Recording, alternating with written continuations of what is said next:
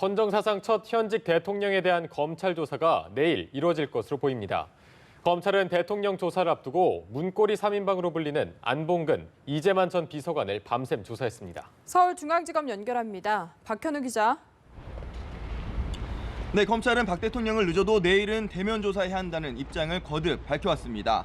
특별수사본부는 지난 주말부터 청와대에 직접 조사 방침을 알리고 조사 방법과 시기를 조율하고 있는데요. 검찰은 19일로 예상되는 최순실 씨에 대한 기소를 앞두고 국정 개입 의혹 등에 대한 혐의를 정확히 적용해 재판에 넘기기 위해선 박 대통령과 최 씨의 관계를 조사해야 한다는 입장입니다.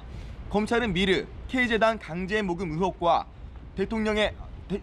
강제 모금 의혹과 관련해 대통령의 개입 여부 등에 대해 조사하며 제3자 뇌물 제공을 적용할 수 있을지 살펴본다는 방침입니다.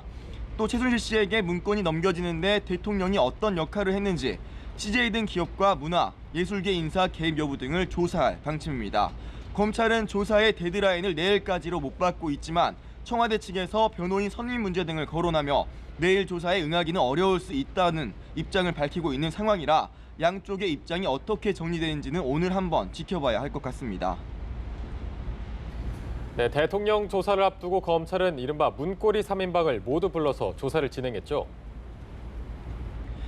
네, 구속된 정호성 전 비서관과 함께 문고리 3인방으로 통하는 안봉근, 이재만 전 비서관이 16시간 동안 조사를 받고 오늘 새벽 귀가했습니다.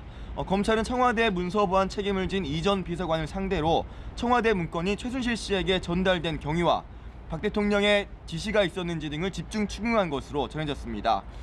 안 전 비서관은 문건 유출에 가담한 의혹과 함께 최 씨가 청와대 관저를 오가도록 편의를 봐줬다는 의혹을 받고 있습니다. 검찰 조사에서 이들은 의혹 전반을 부인한 것으로 알려졌습니다.